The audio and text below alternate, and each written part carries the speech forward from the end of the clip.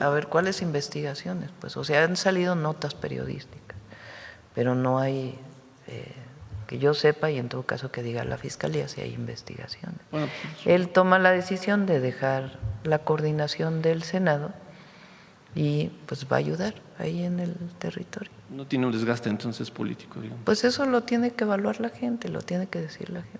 Y sobre el nombramiento de Ignacio Mier, presidenta, ¿qué le parece? ¿Lo respalda? ¿Lo conoce? ¿Confía? Sí, pues es una decisión de los senadores de Morena. Nosotros somos muy… ¿Cómo están?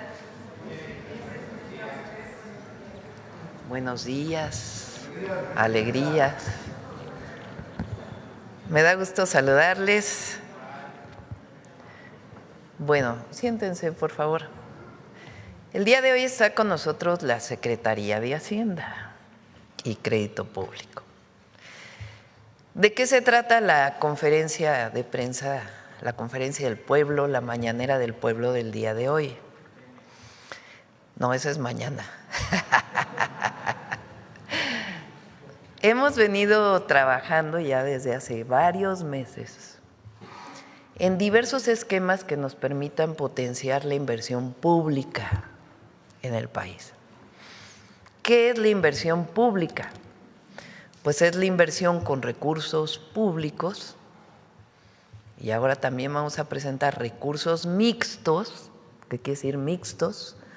Públicos y privados, en un esquema muy diferente a lo que eran las antiguas asociaciones público-privadas, que eran muy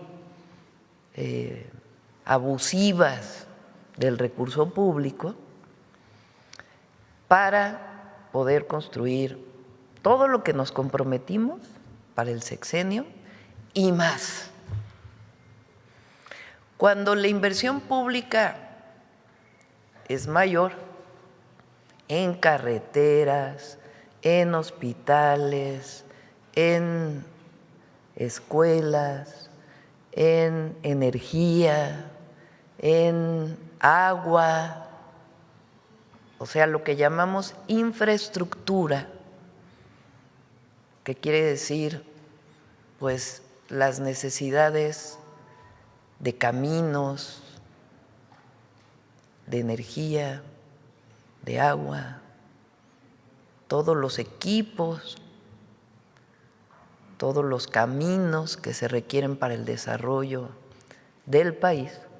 Mientras más inversión hay en esto, pues hay mayor crecimiento de la economía. Durante muchos años se pensó que el crecimiento lo era todo. ¿Qué es el crecimiento de la economía? Se mide en el Producto Interno Bruto. Pero durante algunos años, bueno, México tiene muchos años que no hay un crecimiento sostenido, pero durante muchos años se pensó que solo el crecimiento de la economía era suficiente, pero nunca se pensó en la distribución de la riqueza generada. La cuarta transformación llega para garantizar que la riqueza que se genere se distribuya, es decir, crecimiento con justicia social, desarrollo con justicia social y además con mitigación de daños ambientales sin afectar grandemente el medio ambiente. O sea, desarrollo sustentable con bienestar, así se llama. Para que todo esto ocurra, pues requiere haber inversión pública.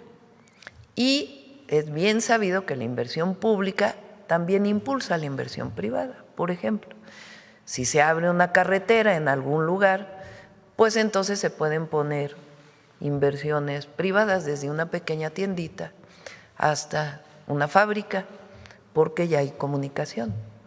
Si se hace un camino artesanal en una comunidad rural, pues el producto del campo de una comunidad pues puede salir más rápidamente a comercializarse. Entonces, mientras más infraestructura haya, mejor. Si hay carreteras que están saturadas y se hace más tiempo y se abre un carril más en esa carretera o 2 carriles más, pues se va a poder ir más rápido, la mercancía y las personas van más rápido y eso genera mayor riqueza y menores barreras para el desarrollo. Bueno, esa inversión pública hemos venido trabajando en diferentes esquemas para ver cómo aumentamos la inversión pública para que haya más crecimiento. Eso es lo que va a presentar hoy la Secretaría de Hacienda. Entonces, ¿quién está con nosotros? Está el secretario de Hacienda, el maestro Edgar Amador, está la subsecretaria de Egresos, Berta Gómez Castro, está la subsecretaria de Hacienda y Crédito Público, María del Carmen Bonilla, 2 subsecretarias, eso es histórico. Nunca en la Secretaría de Hacienda había habido 2 subsecretarias. Rodrigo Mariscal, que es el jefe de Unidad de Planeación Económica de la Secretaría de Hacienda, y Jorge Mendoza, que es el director general de Banobras. Entonces, les pido que no sean demasiado técnicos en su presentación. Va a presentar primero el secretario de Hacienda, después Jorge Mendoza y luego Mari Carmen. Van a presentar pues este programa muy importante para potenciar la inversión pública en nuestro país en infraestructura para el bienestar. Entonces le doy la palabra a Edgar. Adelante, Edgar.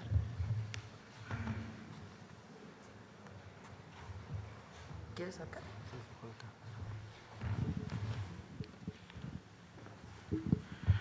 Muy buenos días a todas, a todos. Con su permiso, Presidenta. Efectivamente, la idea es presentar este plan, el plan de inversión en infraestructura para el desarrollo con bienestar. Como bien mencionaba la Presidenta, hay una diferencia importante entre crecimiento económico, el crecimiento de las variables macroeconómicas, el PIB, consumo, la inversión y el desarrollo, ¿no? Necesitamos complementar el crecimiento con justicia, con distribución del ingreso. La siguiente, por favor. ¿Cuál es el centro de la presentación y el centro de la estrategia? Como lo mencionaba la Presidenta, la inversión pública. Vamos a empezar desde la base. La base fueron los 100 compromisos que la Presidenta hizo con el pueblo de México y como hemos presentado aquí en pasadas conferencias mañaneras, quedaron plasmados en el Plan Nacional de Desarrollo. Dentro de esos 100 compromisos se articula una estrategia de crecimiento basada en el fortalecimiento del mercado interno, basada en el fortalecimiento de nuestras capacidades locales, domésticas, que es el Plan México, cómo agregamos valor a nuestra cadena global de suministros. Estos son la base, digamos, de esta estrategia de la planeación de la inversión en infraestructura para el desarrollo con bienestar. ¿Cuál es el eje rector de esta estrategia? La inversión pública. La inversión pública, la Presidenta ponía unos ejemplos muy claros respecto de la capacidad de la inversión pública, no nada más de ofrecer crecimiento per se, sino su capacidad para detonar crecimiento más allá de cada peso gastado en inversión pública. Los proyectos de agua, por ejemplo, son muy buenos para ilustrar este caso, ¿no? Una presa, cuando la Conagua hace una presa, aumenta la superficie cultivable, aumenta la producción de alimentos, no funciona en el sentido inverso. La inversión pública tiene una capacidad muy importante para multiplicar sus efectos en el resto de la economía. Durante las décadas anteriores a los gobiernos de la Cuarta Transformación, la inversión pública fue dejada un poco al lado, ¿no? Se pensaba que la inversión privada iba a ser suficiente y se desarticuló un poco el rol de la inversión pública. Aquí en la inversión pública tenemos estos 2 brazos, el crecimiento económico, el desarrollo con bienestar. ¿Cuáles son los sectores que van a estar apoyando estos 2 pilares de la inversión pública? Por el lado del crecimiento económico tenemos, por ejemplo, puertos, aeropuertos, ¿no? El Plan México, la integración de lo hecho en México.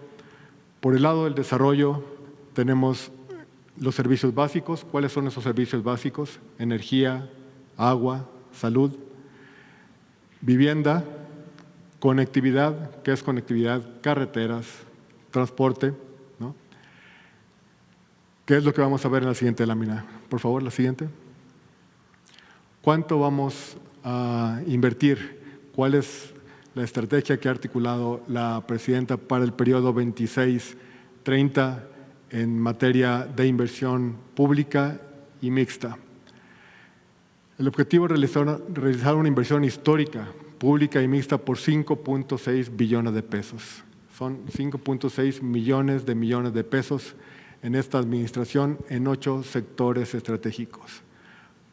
Para llegar a este número, como mencionaba la presidenta en su introducción, fueron algunos meses de trabajo. Se analizaron de manera individual más de 1.500 proyectos en todas las dependencias de la administración y queda, digamos, plasmada de manera esquemática en estos sectores de aquí.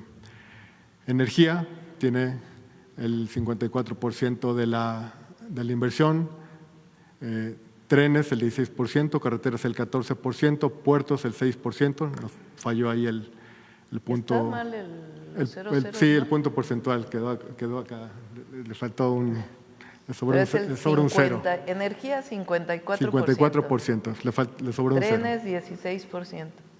Carreteras 14%. Así es. Puertos 6%. Salud 6%. Agua 3%. Esta es inversión adicional, ¿no? Por ejemplo, educación tiene 3.4%. ¿Por qué? Porque tenemos ya un programa de infraestructura en educación. Este es lo que se va a potenciar con el nuevo esquema, son los recursos adicionales. Para darles una idea, para el presupuesto, para el ejercicio 26, la inversión en infraestructura en el PEF, incluido en el PEF, es 2.5% del PIB.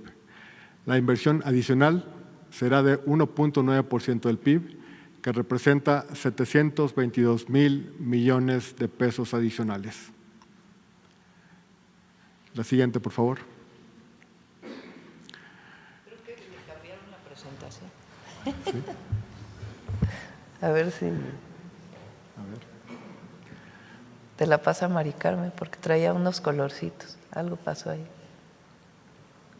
¿Cómo se va a realizar esta estrategia muy importante, muy significativa en términos de inversión y de ejecución? Vamos a empezar con un consejo de planeación estratégica de la inversión.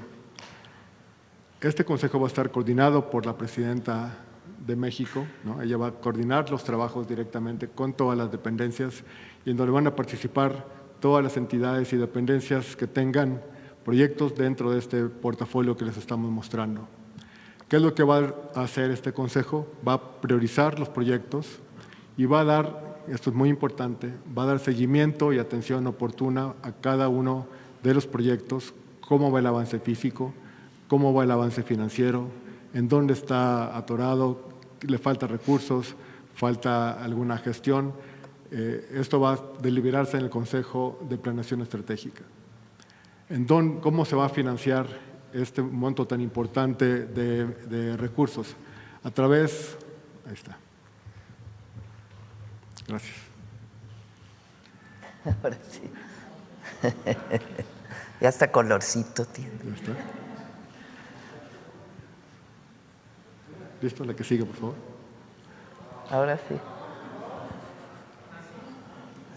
Ahora síguele y luego ya. Listo. Adelante. A través de nuevos vehículos de inversión, la subsecretaria Mari Carmen Bonilla va a dar cuenta con un poquito más de detalle dentro de 2 láminas más adelante.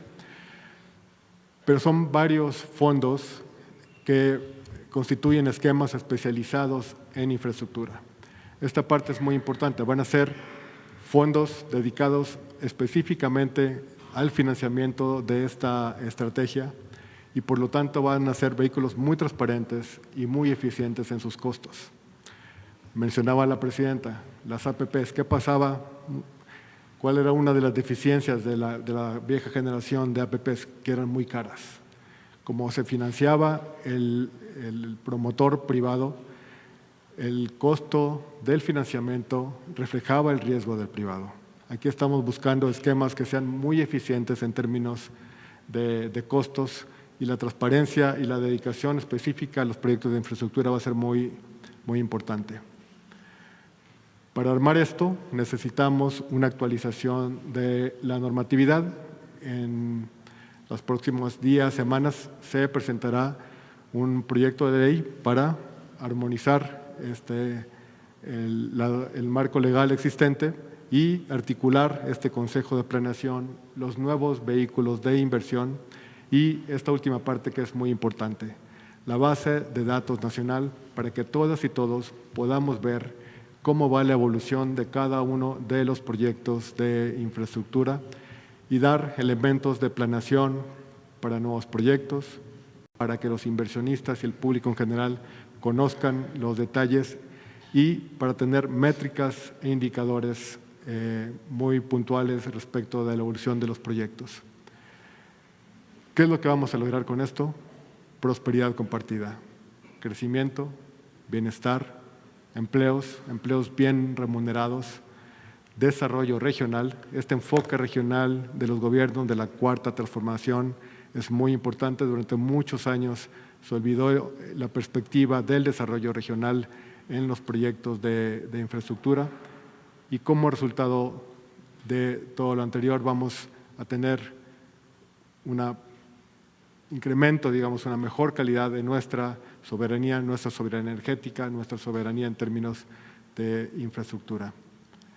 Le paso a Jorge Mendoza, el director de Banobras, la voz para la siguiente lámina. Jorge, por favor. Siguiente. Pásate para acá. Buenos días a todas y todos, buenos días a todos los que nos escuchan o nos ven. Presidenta, muy buenos días. Como saben, hemos estado hablando durante los últimos meses mucho de las inversiones mixtas. Y uno de los principales mensajes que quiero dar es que esto no es nuevo, esto lo utilizamos desde la administración anterior. Y lo que estamos buscando es varias cosas con este tipo de proyectos. El primero es que el Estado defina las reglas de operación y los objetivos sociales. En todo momento estamos buscando también que los beneficios en las inversiones mixtas y tanto los costos y los riesgos se puedan compartir entre el público y el privado. Que no solo dependan del presupuesto, este tipo de inversiones son complementarias. Hay muchas inversiones que se van a hacer presupuestarias y que son parte de la estrategia del gobierno federal. Estamos buscando proteger las finanzas públicas. Como saben, durante este último año estamos pasando por una consolidación fiscal donde logramos tener y llegar a un déficit de 4.3%, porque ha sido uno de los ejes prioritarios, que es mantener finanzas públicas sanas. Y por último, estamos tratando de que todo lo que se haga con inversiones mixtas y en general la inversión con el país, que se genere un bienestar social, soberanía como prioridad y que toda la rama económica logre generar empleo, crecimiento económico, prosperidad compartida y una justicia social que tanto lo merece el pueblo de México. Entonces, durante los últimos años tuvimos algunos proyectos emblemáticos que se hicieron ya con estas inversiones mixtas. Y aquí lo podemos ver en las pantallas. Tenemos arriba la compra de las plantas de Iberdrola. Como saben, en la última administración creamos un vehículo donde la mayor parte de esta empresa es parte del Estado. Nosotros somos dueños ya de estas plantas. Tenemos también el aeropuerto de Nayarit, que se hizo con una inversión mixta, y tenemos también las autopistas en el corredor que va desde Guadalajara hasta Puerto Vallarta, principalmente las Varas Compostela y Compostela-Tepic, donde se utilizó a través de un esquema de CMRO, que es construcción, mantenimiento, rehabilitación y operación. Ahora, este tipo de inversiones mixtas, pues cada una son diferentes dependiendo el sector en donde se esté participando. Y por ejemplo, en el CMRO que hicimos en tema de carreteras, pues fue un proyecto muy importante porque la concesión pertenece al Estado, es del gobierno federal, pero hicimos un contrato de corto plazo con una empresa privada para que nos pudiera ayudar construyendo, manteniendo, rehabilitando y operando esta carretera. Una vez que termine este contrato de corto plazo, la concesión sigue siendo parte del gobierno del Estado y todos los beneficios que se lleguen a recibir por parte de esta carretera, pues se reinvierten en esta carretera y también se puede utilizar para otros proyectos en la región. Lo que estamos buscando también con las inversiones mixtas es que el gobierno federal tenga mayoría en las empresas que se vayan a creer con el sector privado. Eso nos permite tener cierto control sobre las inversiones, pero también estamos buscando que exista la gobernanza y el esquema de operación de una manera adecuada para que estos proyectos sean financiables y bancables y podamos atraer recursos también de la banca de desarrollo y también de la banca comercial. En las próximas semanas y meses vamos a estar viendo una lista de proyectos importantes que estamos detallando en estas mesas de trabajo que acaba de comentar el secretario de Hacienda. Lo vamos a revisar por cada uno de los sectores y a continuación la subsecretaria Mari Carmen Bonilla les va a presentar algunos de los vehículos adicionales que estamos pensando para poder complementar este tipo de inversiones mixtas. Muchas gracias. ¿Quieres aquí? Vaya.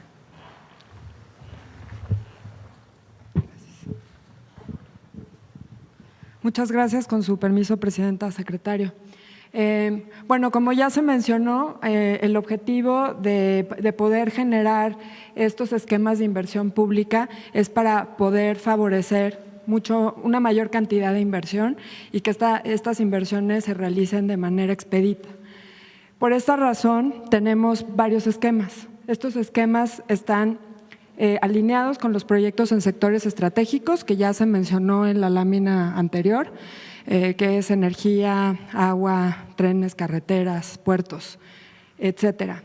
Y esto lo que nos va a permitir es una mejor integración con el sector financiero a través de la Secretaría de Hacienda y de fondos y esquemas en donde tenemos, por ejemplo, a la banca de desarrollo, esquemas de garantías, como lo mencionó el director de Banobras, estos nuevos esquemas de construcción, mantenimiento, rehabilitación y operación, los contratos mixtos, que son bastante relevantes,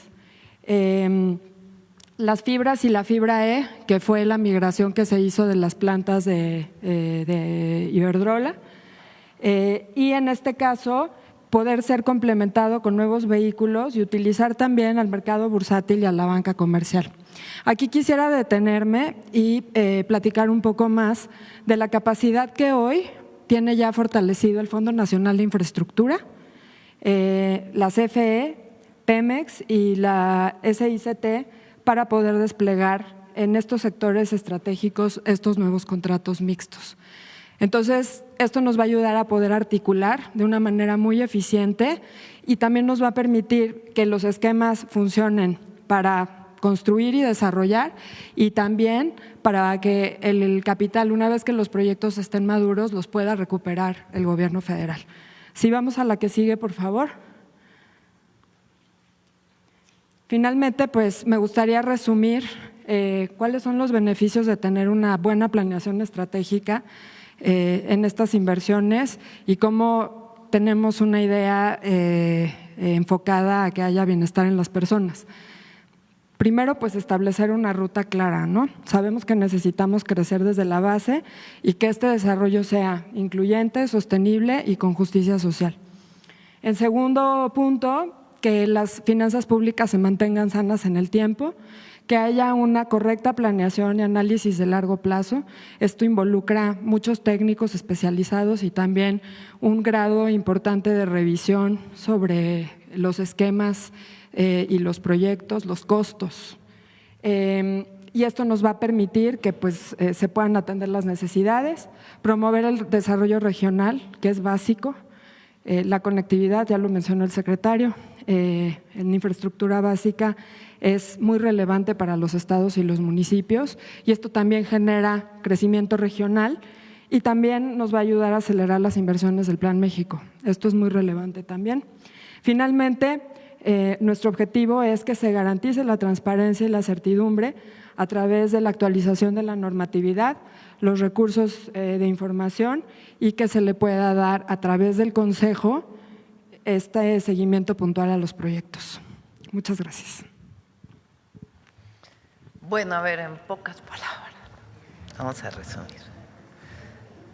Este año, en el presupuesto de egresos de la Federación, hay casi 1 billón de pesos para programas de bienestar.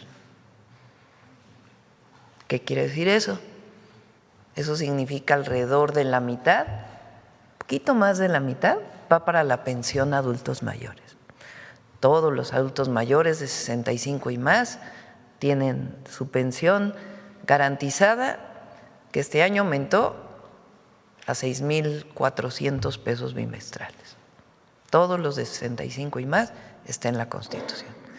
Igual personas con discapacidad, becas de preparatoria, ahora ya becas de secundaria, va a haber una beca especial para útiles y uniformes escolares para todos los de primaria, Sembrando Vida, Apoyo al Campo, todos esos programas de bienestar, de todo el presupuesto es 1 billón, o sea, 1 millón de millones. Para inversión, ¿cuánto hay? Hay poco más de 900,000 millones, o sea, también casi 1 billón de inversión. ¿Esa inversión en qué es? Caminos, agua, hospitales, compra de equipos para los hospitales, casi 1 billón. Bueno, este año, con estos esquemas diseñados por Secretaría de Hacienda, vamos a aumentar la inversión en 722,000 millones de pesos más. ¿Cuánto es esto? 2% del PIB. O sea, la inversión pública en carreteras, en agua, en energía va a aumentar todavía este año solamente 2% del PIB. ¿Cuánto en todo el sexenio, lo que nos queda de aquí al 2030? 5.9 billones de pesos. La mayoría es inversión pública a través de distintos instrumentos, como el que se hizo para Pemex, por ejemplo, el año pasado, que tienen su característica financiera. Y otra parte es inversión mixta. ¿Qué quiere decir mixta? Pues que es inversión pública, o sea, del gobierno con un privado, o inversión pública del gobierno con un sector social, con un ejido, con una comunidad. ¿Es como antes, en las famosas APP? No, nunca. ¿Qué problema tenían las APPs? Bueno, el privado adquiría deuda, construía un hospital y operaba el hospital por 20 años. ¿Y qué hacía el gobierno? Pues solo pagar cada año. ¿A cuánto pagaba? Pues mucho, porque en general, aparte de la corrupción que había, las tasas de interés de esa deuda eran muy altas. Ahora no, son distintos esquemas que incluso ya fueron utilizados con el presidente López Obrador. No se cede la concesión de una carretera, por ejemplo.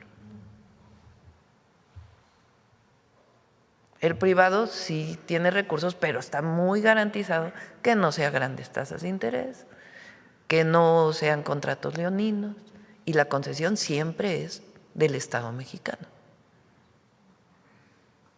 En electricidad se garantiza que el 54% sea público y el 46% privado. ¿Cómo lo definimos en la ley?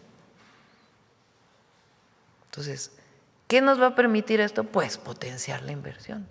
¿Qué quiere decir eso para la vida cotidiana de las personas? Pues que va a haber más carreteras, mejores carreteras, que va a haber más acceso al agua potable, al drenaje, al riego agrícola, que va a haber más producción de energía nacional con fuentes renovables. Entonces eso pues nos va a permitir mayor crecimiento económico con bienestar.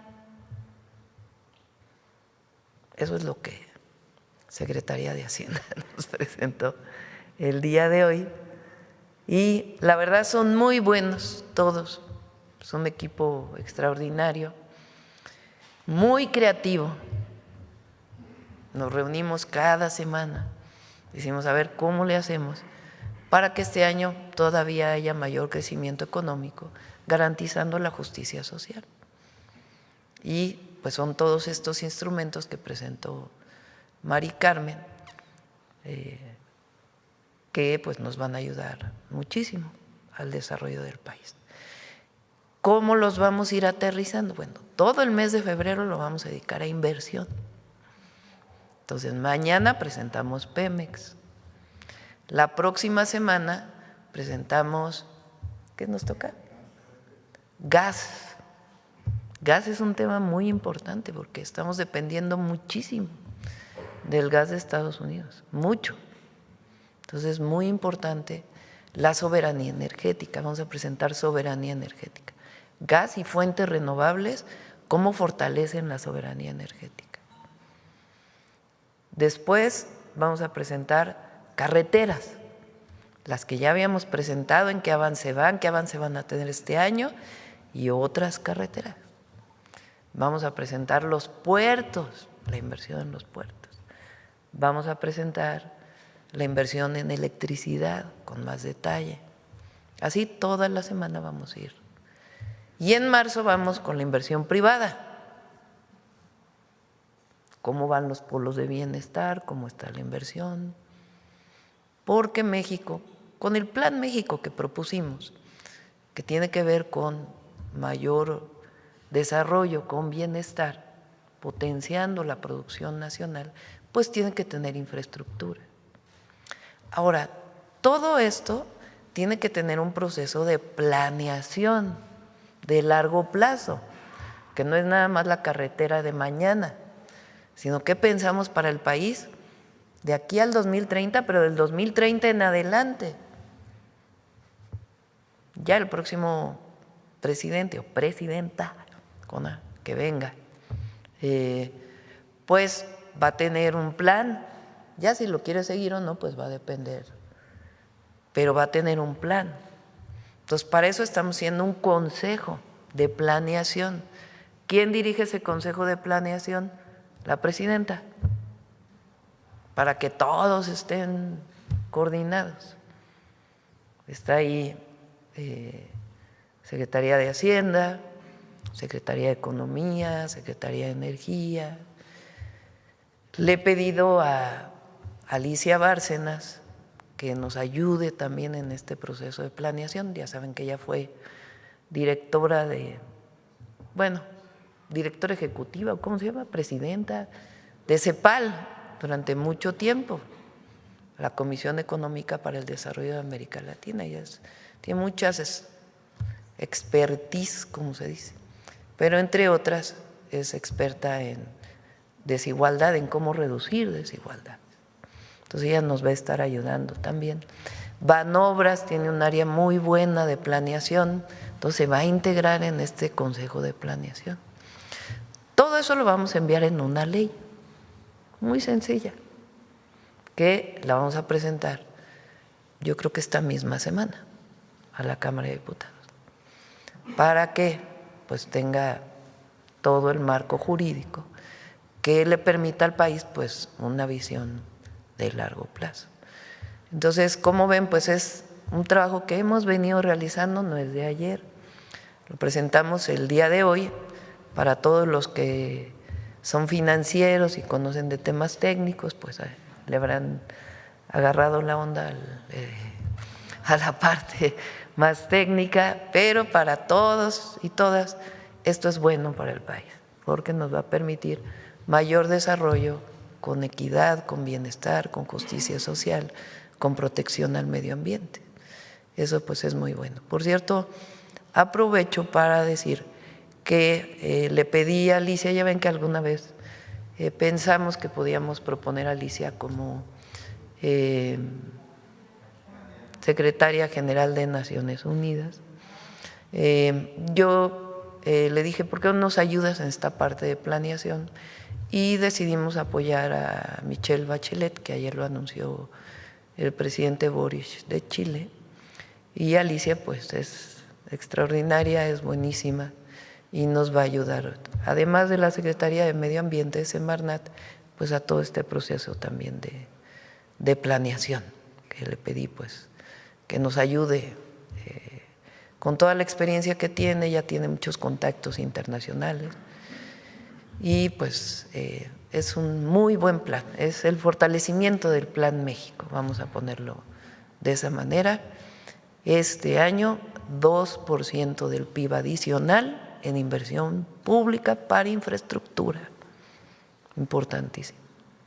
Bueno, ahora sí, vamos a las preguntas. Vamos, sobre el tema.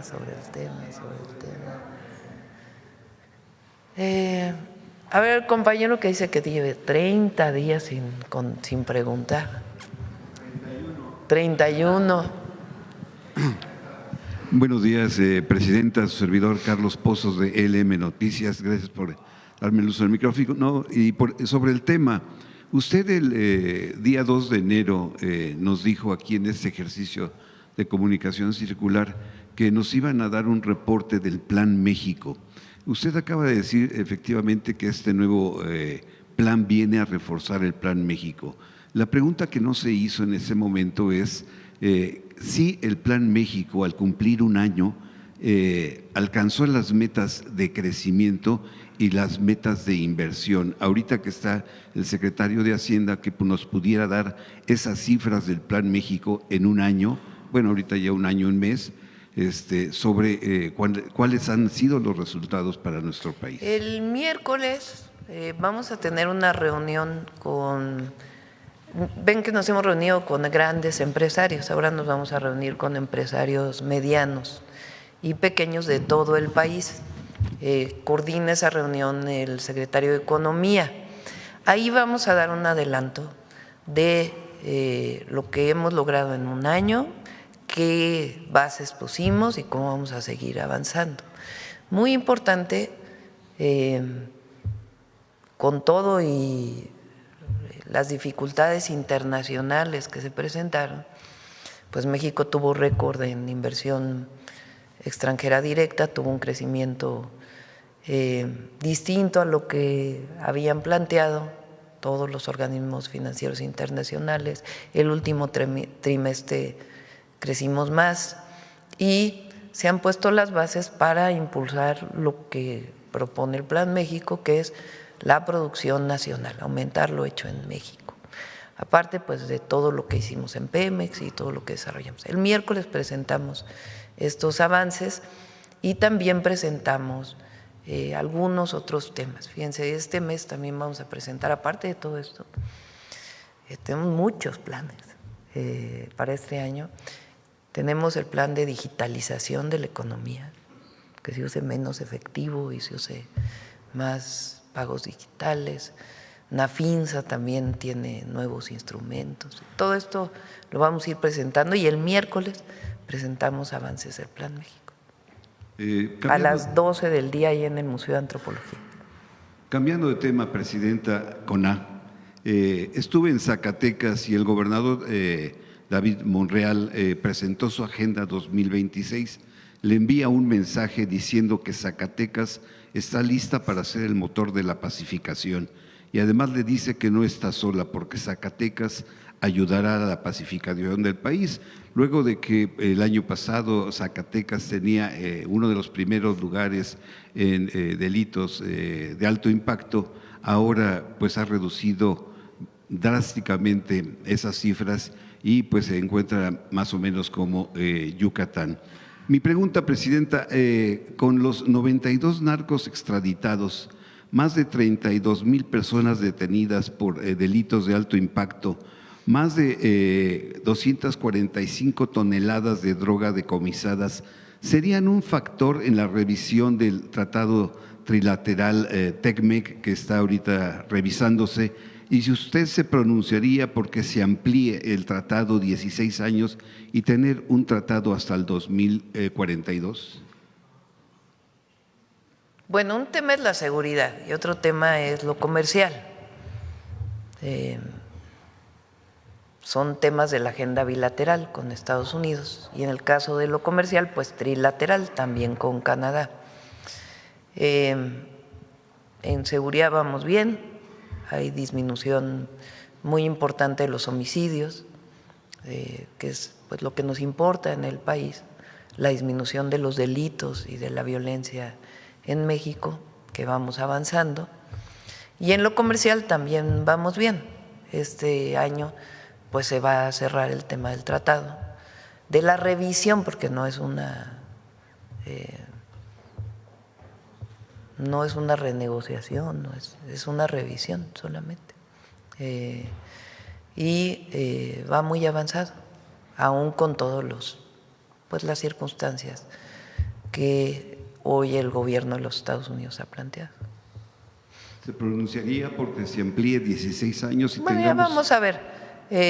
También se va a presentar pronto, se hizo una consulta sobre el tratado, ya está listo el documento de esta consulta y también ya lo va a presentar pronto el secretario de Economía.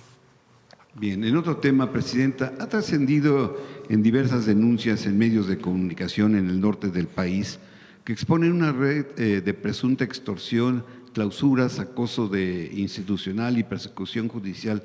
En Nuevo León señalan directamente al alcalde de Monterrey, Adrián de la Garza, y a su hermano Filiberto de la Garza, que operan a través de un despacho jurídico de nombre de la Garza-Vega para ejecutar intentos de despojos y cobros de cuotas billonarias a cambio pues de no molestar a diversos giros comerciales. Lo más grave, Presidenta, es una presunta colusión con la Fiscalía de Justicia del Estado que encabeza el licenciado Javier Enrique Flores Saldívar. Se denuncia un aparato de justicia que se utiliza para fabricar delitos, carpetas de investigación en contra de empresarios que les hacen clausuras arbitrarias, cateos frecuentes y utilizan el encarcelamiento como una medida de represalia política, afectando incluso a directivos de medios de comunicación, Presidenta. La pregunta es, ¿tiene el gobierno federal conocimiento pues, de esta red de extorsión y despojo que opera desde la alcaldía de Monterrey? Y ante esta gravedad de hechos, ¿usted considera que es momento que la Fiscalía General de la República y la UIF investiguen pues la permanencia de la familia de la Garza y sus allegados en órganos de justicia? Esa sería la pregunta, Presidenta. No tenemos conocimiento y si alguien lo quiere denunciar en la Fiscalía General, pues que lo denuncie. Presidenta, el próximo jueves será un día histórico. Es el 5 de febrero, se cumple el 109 aniversario de la promulgación de nuestra Constitución Política de los Estados Unidos Mexicanos, la cual es la ley fundamental de nuestro país, pero también es histórico porque pues estarán 3 mujeres en este magno evento. Usted como presidenta del Ejecutivo Federal, estará también la senadora Itzel y estará también por Cámara de Diputados la diputada Kenia. Mi pregunta es saber si en su discurso usted quedará en el Teatro de la República e impulsará reformas prioritarias como es la reforma electoral y la reforma laboral de la semana de 40 horas, pues que beneficiará a 3.4 millones de trabajadores. ¿Será parte de su discurso? Vamos a hablar de las constituciones. Las constituciones en las más, digamos, las grandes cartas magnas, que fueron la de 1824, 1857 y 1917, fueron producto de 3 transformaciones: la independencia, la reforma y la Revolución Mexicana. Es la construcción de un pacto social a partir de una nueva visión. En el primer caso, una nación soberana; en el segundo, una nación republicana, con la separación de la Iglesia y el Estado, con garantías individuales. Y en el tercer caso, pues grandes derechos sociales, laborales, reconocidos por la lucha de la revolución, recursos naturales de la nación y el sufragio efectivo no reelección, que es democracia. La cuarta transformación también ha tenido reformas fundamentales en la Constitución, porque el periodo neoliberal echó para atrás las reformas, muchas de las reformas que venían de la Revolución Mexicana, o la nueva Constitución más que reformas. El neoliberalismo echó para atrás mucho de la Constitución del 17 y fueron reformas que venían de arriba para abajo. O sea, las otras fueron de abajo para arriba, fueron producto de movimientos populares. La independencia, la reforma, aunque con una dirigencia espectacular que fueron los grandes liberales mexicanos, y la revolución, que fue una revolución popular.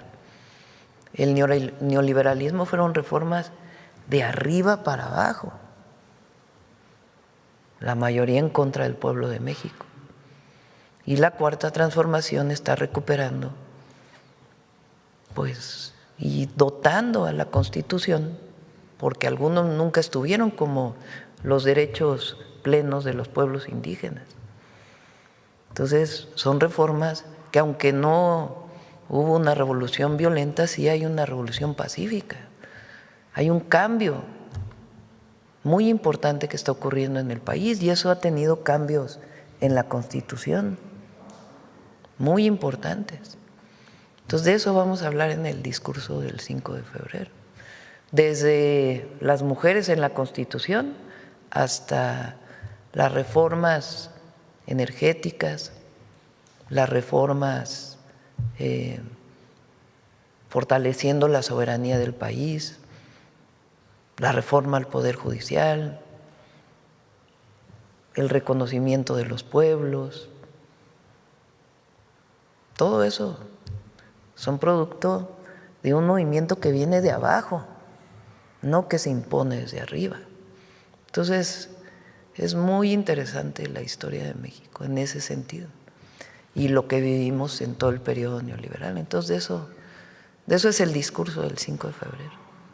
Gracias, Presidenta. Y finalmente, en este espacio usted ha comentado en días anteriores la disposición de México de ser un vehículo para generar un mejor diálogo entre Estados Unidos y Cuba.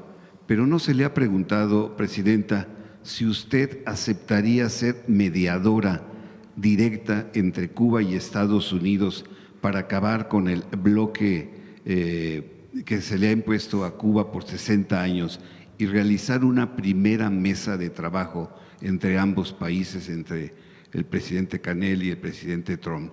¿Aceptaría usted ser mediadora directa? Eso depende de Cuba y de Estados Unidos.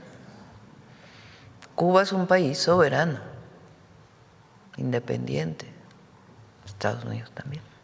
Pero México siempre ha puesto la mesa para poder atender cualquier conflicto en muchos momentos de su historia, y este no es la excepción, pero no es un asunto personal, es un asunto de la historia de la política exterior mexicana, de la doctrina Estrada.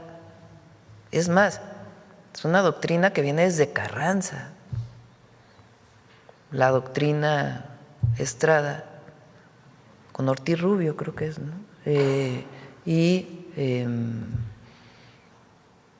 Y la política exterior de México, histórica, que ha tenido sus momentos de mayor oscuridad y momentos de gran brillantez. Entonces, es parte de eso, pero nosotros defendemos la soberanía de los pueblos por constitución y por convicción. Entonces no es un asunto de que uno quiera protagonizar, no, eso no es garantizar la paz, la seguridad y la soberanía. Pero ¿cuáles serían las señales que tendrían que dar el presidente? Bueno, pues tienen que venir de ellos, no de… Nosotros ya lo hemos dicho públicamente, en privado, pero pues ya depende de que se den las condiciones. Pero sí aceptaría usted. Bueno, no es un asunto personal. Y México, porque es México, no es la presidenta, es México. En la mejor historia de nuestra diplomacia y política exterior, siempre va a estar dispuesto a apoyar la soberanía de los pueblos y el diálogo para la solución pacífica de conflictos. Muchas gracias, presidente. Sí. Bueno, vamos. ¿Quién más? Estoy viendo quién está por acá. Ya Sonora ya pasó mucho, ya acabamos de ir a Sonora. A ver, el compañero, ya creo que ya habías preguntado, ¿sí, verdad? Bueno, pero de todas maneras ya te di la palabra. Muchas gracias, presidenta. Manuel Galetzi Ramírez, de Sin Línea y El Político en las Redes. Preguntarle al secretario Amador si ya hay cercanía de empresarios interesados en este plan que van a presentar y con qué perspectiva de crecimiento económico partiría, y se les está preguntando o anunciando que podría realizarse las inversiones. Permiso, presidenta. Como mencionó el director de Banobras y la subsecretaria Bonilla, una buena parte de estos esquemas son esquemas ya conocidos. Por ejemplo, el esquema del financiamiento de las compras de las plantas de Iberdrola fue financiada en distintas etapas, por ejemplo, por Afores, a través de distintas emisiones. Entonces, lo que estamos haciendo es, en una parte, digamos, tomar instrumentos ya conocidos por empresarios, por los mercados, incorporarlos en esta nueva estructura. En conversaciones también con la Asociación de Bancos de México, con miembros de los mercados de capitales, con empresarios, se ha bosquejado, se ha sondeado, y estamos seguros que vamos a poder conseguir el financiamiento bajo condiciones muy, muy adecuadas. Este año, por ejemplo, en el año 25 hubo una serie de operaciones para Pemex, este año hubo una ya para la CFE, donde hay una muestra muy importante de aceptación de la estrategia de la política económica de la administración de la presidenta Sheinbaum. Hemos tenido muy buenos resultados en las emisiones internacionales. Entonces, todo este paquete y distintas estructuras van a gozar seguramente de un financiamiento en condiciones muy ventajosas para el país. ¿Y la perspectiva de crecimiento, secretario, con qué partiríamos? A ver, estamos añadiendo 722,000 millones, es casi 2 puntos adicionales del PIB al crecimiento esperado. Entonces, nuestra perspectiva de crecimiento podría estar entre 2,5% y 3% para este ejercicio, digamos, en caso, y la intención es empezar desde muy temprano para que pueda tener un impacto durante el año calendario. Secretario, igual aprovechando, supimos que hubo un incremento en el IEPS. Quisiera ver si usted ya tiene algún reporte, una vez que finalizó el primer mes del año, de cuánto ha generado. Interesante. Si ves los datos del INEGI de la inflación de la primera quincena, y como lo había mencionado la presidenta en una conferencia, el impacto no parece ser superior a 0.1%, ¿no? En todos los bienes en donde hubo una modificación en el IEPS. Entonces, no pensamos que vaya a pasar de esa cifra de manera significativa, y va a ser en muy corto plazo. Entonces, podríamos decir que la cuesta de enero no se ha resentido, al menos en este mes. El dato de inflación fue bastante bueno. Los componentes del dato de inflación han sido bastante buenos. De hecho, son ya 6 meses dentro del intervalo de variabilidad del Banco de México para la inflación. Incluso la inflación de servicios, que había mostrado cierta persistencia, ha estado reduciéndose en las últimas quincenas. No hubo modificaciones en los precios de los combustibles. Entonces, creo que tenemos una buena perspectiva para la inflación en el corto plazo. Gracias, secretario. Presidenta, se licitan los proyectos, o sea, no es… A veces se llaman ofertas, ¿cómo? Solicitadas, pero se licitan, o sea, se van a licitar los proyectos, no es que haya alguien interesado ya, sino que se licitan. Ahí donde no hay, pues se busca la inversión. En algunos casos en donde es la inversión mixta y todo lo demás se licita de manera transparente. Cambiando un poco de tema, ayer mencionaba que se va a reforzar pues las leyes para combatir la corrupción. En particular, en un caso de Aguascalientes, hablando ahorita de las inversiones público-privadas, en 2019 Next Energy generó una inversión supuestamente para dotar de energía en Aguascalientes, el municipio, en ese entonces gobernada por la actual gobernadora María Teresa. A la fecha se siguen pagando millones de pesos. E incluso senadores y legisladores de Morena y PT han pedido que ese caso se atraiga a la Fiscalía. Yo quisiera preguntarle si este reforzamiento en el combate a la corrupción también incluirá, pues ahorita que usted misma hacía referencia a estas inversiones que desde luego generan mucha corrupción y esquemas opacos, si este tipo de casos podría traerse o pedirle a la Fiscalía que los atraiga y si se le va a dar una solución, porque en este caso en particular el dueño de esta empresa incluso ya fue procesado. Entonces, quisiera preguntarle cómo se atenderían este tipo de casos de inversiones público-privadas en el afán de reforzar el combate a la corrupción. Algo muy importante es que no tendríamos la recaudación que tuvimos el año pasado, 2025, de cerca de 400,000 millones de pesos más que en 2024, si hubiera corrupción. No estaríamos este año con la cantidad de apoyos a la gente a través de los programas de bienestar si hubiera corrupción. ¿Dónde se iba ese dinero antes? ¿Por qué no se cobraban los impuestos?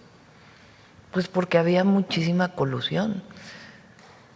Si lo principal de la transformación es romper el vínculo entre el poder económico y el poder político, y los empresarios que cumplan su función, la iniciativa privada que cumpla su función y el gobierno que cumpla su función, que para nosotros una función esencial pues es atender a quien más lo necesita, atender al país atendiendo a quien más lo necesita. Entonces eso es algo fundamental. Ahora, ¿a qué me refería ayer? Hay muchos casos, por ejemplo este que presenta, que la Auditoría Superior de la Federación tiene que revisar. Entonces tiene que fortalecerse la auditoría para poder revisar los recursos federales que se van a los estados. Otros casos del pasado que la Fiscalía pues tendrá que revisar, es una cuestión de la Fiscalía. Pero hay otros que son la vida cotidiana de las personas, que si en una ventanilla alguien pidió dinero, que si un policía todavía en algún lado pide dinero.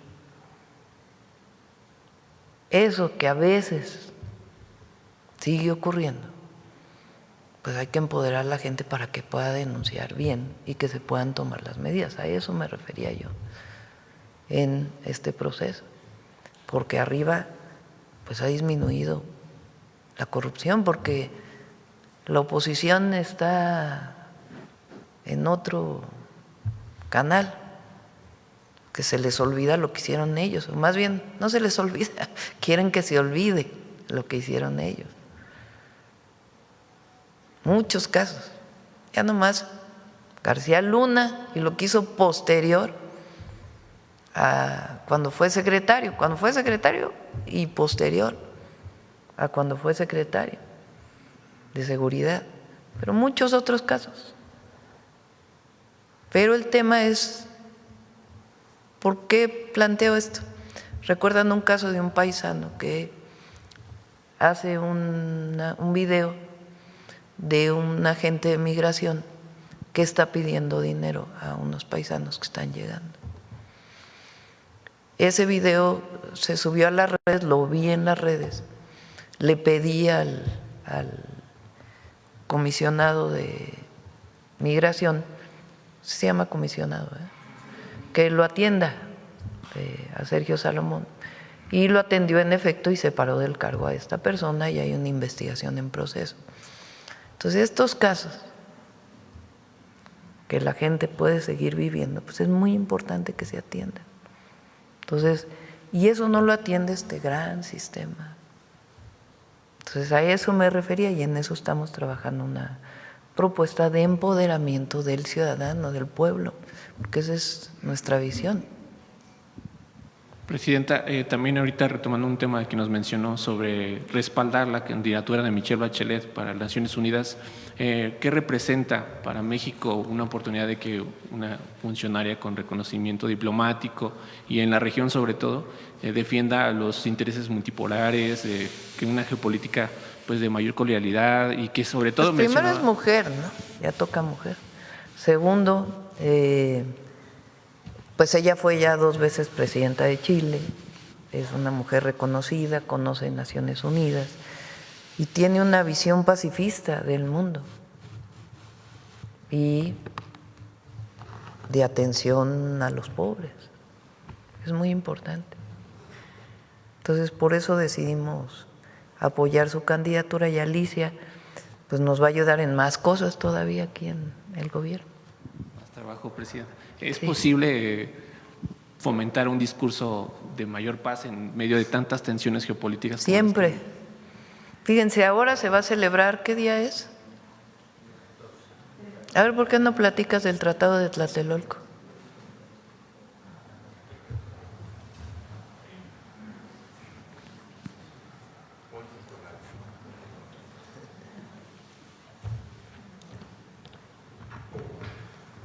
Con su permiso, Presidenta, buenos días a todos y a todos. De manera muy sintética, el 14 de febrero de este año vamos a conmemorar el 69 aniversario de la firma del Tratado de Tlatelolco. Es un tratado de una importancia fundamental que en los años más difíciles de los 60 logró México, a través de su política exterior, convencer de la importancia de no tener arsenales nucleares en todo el continente latinoamericano, el subcontinente como lo llaman, y el Caribe, para evitar una crisis como la que vivimos en 1962 con los misiles rusos en la isla de Cuba, que da el origen a todo este proceso. La importancia del Tratado de Tlatelolco es reconocida en todo el mundo como la gran acción a favor de la paz de los pueblos y en ese contexto la presidenta nos ha ordenado de conmemorar esta aportación real, constante, del pacifismo de la política exterior mexicana a lo largo de los años.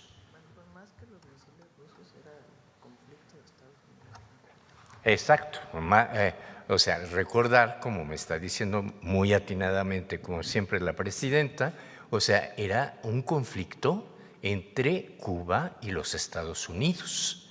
Y ese conflicto entre Cuba y los Estados Unidos, México logra proponer ante el mundo una opción que fue la desnuclearización de los países latinoamericanos y del Caribe, para evitar que fuese ese un riesgo de posibles incursiones de Estados Unidos o de cualquier otra potencia en nuestro territorio. Era la llamada época de la Guerra Fría, los 60, después de la Segunda Guerra Mundial. debate principal, digamos, en el mundo, el conflicto principal, pues era la entonces Unión Soviética y Estados Unidos. Y durante mucho tiempo, porque proliferaron entonces las armas nucleares en todo el planeta, y particularmente en la Unión Soviética y en Estados Unidos, como un mecanismo de defensa, se decía, que ustedes saben pues que es la bomba más destructiva de todas, la que usa la energía nuclear, que solamente se ha usado 2 veces en Japón. Esta crisis de los misiles que se le llamó entre Cuba y Estados Unidos, estaba el presidente Kennedy, en realidad era una amenaza de Estados Unidos hacia la isla, con Kennedy. Supuestamente había misiles en Cuba y Estados Unidos estuvo a punto de lanzar misiles nucleares a la isla. Y entonces México juega un papel muy importante. García Robles era el secretario de Relaciones Exteriores y logra, por eso le dan el Premio Nobel de la Paz, ¿no? O sea, es impulsor de manera muy importante para que América Latina y el Caribe sean libres de armas nucleares, de tal manera que nunca esté el tema en América Latina y el Caribe de un conflicto nuclear. Entonces, ningún país de América Latina y el Caribe construye armas nucleares, ninguno, a diferencia de otros. Y eso se logra con el llamado Tratado de Tlatelolco, que es una de las tantas virtudes de la política exterior mexicana. México, incluso durante el periodo neoliberal, funge de manera muy importante para evitar una crisis mayor en Centroamérica, en la participación de Estados Unidos en Nicaragua, en El Salvador.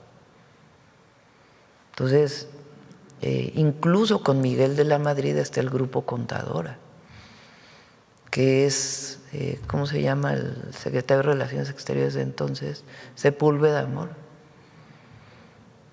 que juega un papel muy importante para que en la isla de Contadora se den pláticas para poder llegar a la construcción de la paz, incluso en esos momentos. Entonces, México va a seguir jugando siempre el papel de construcción de la paz en el mundo, de soberanía, de defensa de la soberanía de los pueblos, siempre, porque así lo hacemos por convicción y por constitución, y de no intervención.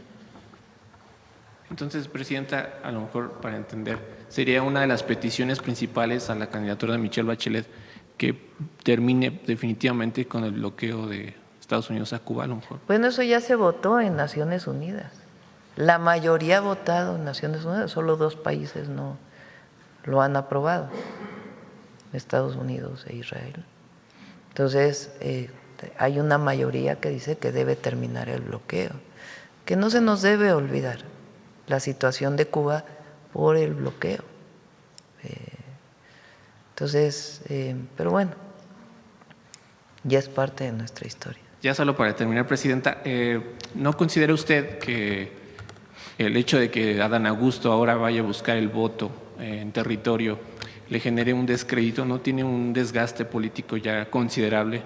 Todo esto derivado de todas las investigaciones en las que, sin pruebas o no, se le ha vinculado. ¿No considera usted Pues que ¿cuáles investigaciones? Pues, o sea, han salido notas periodísticas, pero no hay, que yo sepa, y en todo caso que diga la Fiscalía si hay investigaciones. Bueno, Él toma la decisión de dejar la coordinación del Senado y pues va a ayudar ahí en el territorio. no tiene un desgaste entonces político, digamos? Pues eso lo tiene que evaluar la gente, lo tiene que decir la gente. Y sobre el nombramiento de Ignacio Mier, Presidenta, ¿qué le parece? ¿Lo respalda? ¿Lo conoce? ¿Confía? Sí, pues es una decisión de los senadores de Morena. Nosotros somos muy respetuosos. Y además quiero agradecer a los senadores y a los diputados del movimiento, porque es Morena, PT, Verde. Van a escuchar el discurso del 5 de febrero, la cantidad de reformas constitucionales que se han aprobado y de reformas legales, muy importantes para el país, muy importantes, que contrario a lo que dice la oposición, que generan mucha incertidumbre, generan certidumbre y desarrollo para el país. Gracias, presidenta. Bueno, vamos con por acá. Alguien que… A ver, el compañero que no ha preguntado casi. No, él atrás del financiero y luego le damos al financiero. Por el tema. Sí, el compañero de saco gris y es que no sé cómo te llamas, discúlpame. Gracias, presidenta. Buenos días. Soy Agustín Velasco de Uno TV. Justo con este asunto del Sistema Nacional Anticorrupción, presidenta, una de las últimas acciones que llevó a cabo la presidenta del Comité Ciudadano de este sistema fue una solicitud para que el Senado de la República investigara estas denuncias por ingresos irregulares del senador Adán Augusto López Hernández, la expresidenta de este comité, que ya terminó sus funciones el pasado 28 de enero, ha dicho que esta solicitud que se hizo desde el Sistema Nacional ni siquiera ha tenido el acuse de recibido en el Senado de la República. Esto que dice usted ahora, presidenta, de que usted sepa que no hay una investigación, ¿qué quiere decir? La Secretaría Anticorrupción no le ha informado si hay alguna investigación. Esto quiere decir también que el ahora ex coordinador de la bancada de Morena en el Senado está exonerado de estas investigaciones por corrupción. A ver, yo creo que hay que informarse bien. La Secretaría de Anticorrupción y Buen Gobierno investiga casos dentro del Gobierno de México, previos ahora.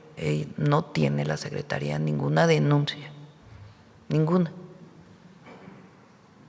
Si hay alguien que quiere presentar una denuncia, pues que la presente, pero no tiene ninguna denuncia. La Fiscalía, hasta donde nosotros sabemos, y si no que la fiscal lo mencione, tampoco tiene ninguna investigación. Ok, presidenta. Por más que salga en los medios, por más que nosotros sepamos, no tiene ninguna investigación. Sobre este mismo tema de la propuesta que dice usted para fortalecer el Sistema Nacional Anticorrupción, ¿contempla usted la desaparición o la propuesta de desaparición de este comité ciudadano, la participación más activa de la Secretaría de Hacienda y Crédito Público, y se pronunciaría usted por la continuidad de David Colmenares como auditor superior de la Federación, o preferiría usted que hubiera un relevo en la cabeza de este órgano? Vamos a hablar hoy de 2% del PIB de inversión pública. Ya otro día hablamos del tema del sistema anticorrupción. Fíjense lo que estamos presentando hoy para que se le dé 2% del PIB adicional este año de inversión pública. Ya abrirá el Senado su… ¿Cómo se llama? Va a abrir su convocatoria para el sistema, para la Auditoría Superior de la Federación. No es el Senado, es la Cámara de Diputados, pero abrirá la convocatoria y se inscriben, ahí se analizan los perfiles y ellos toman la decisión.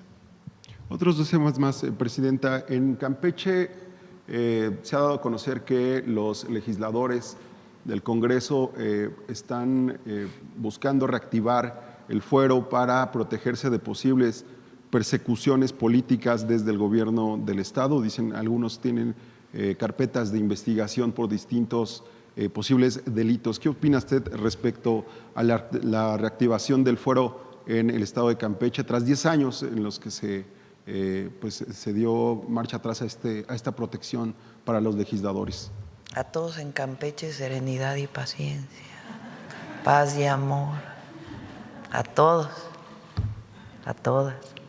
Presidente, en temas de seguridad, ya desde finales del año pasado las carreteras en Guerrero, justo para llegar al puerto de Acapulco, han sido constantemente bloqueadas con demandas en contra de policías comunitarios. ¿Qué le ha dicho su gabinete de seguridad acerca de estos bloqueos que han sido constantes y que afectan a pues, miles de turistas que van y vienen al puerto de Acapulco? Se está investigando en particular este caso. En efecto, ha habido 3 bloqueos relacionados con este tema. Lo presentó hoy la Secretaría de Gobernación y se está haciendo una investigación de todo el contexto relacionado con esto.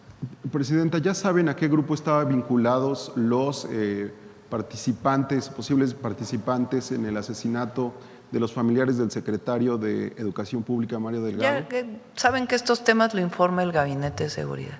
Finalmente, lo que publica hoy el secretario de Seguridad y Protección Ciudadana en la mañana, que habrían detenido a uno de los posibles responsables en el ataque armado en contra de los diputados de Sinaloa. ¿Qué más detalles le dieron, presidente? También ellos informan. En el caso de estos temas particulares, lo informan en el gabinete, pero en este caso de los temas particulares del Gabinete de Seguridad, los informa el Gabinete de Seguridad, porque ellos tienen toda la información, saben los impactos que puede tener en la investigación, entonces ellos son los que están autorizados para informar. Gracias, presidente. Gracias.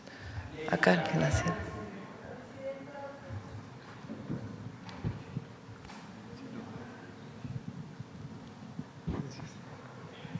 Gracias, doctora. Buenos días. Eduardo Ortega, del periódico El Financiero. Si me permite preguntarle al secretario de Hacienda, entiendo que para este año había una estimación de entre 1.8 y 2.8% de crecimiento económico.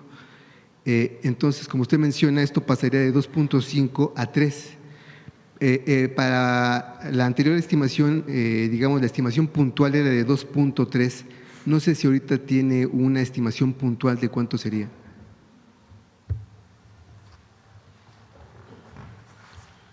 Típicamente es la mitad del rango, digamos, entre 2.5 y 3 sería 2.7, pero estamos con mucha certeza que la probabilidad de lograr un crecimiento cercano al 3% es muy importante, ¿no?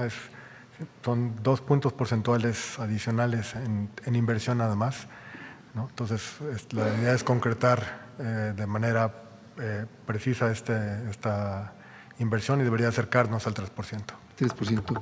Secretario, y por otra parte, nada más me gustaría preguntarle si esto no afectará el plan que tiene su dependencia, el recorte del déficit. Gracias por la pregunta.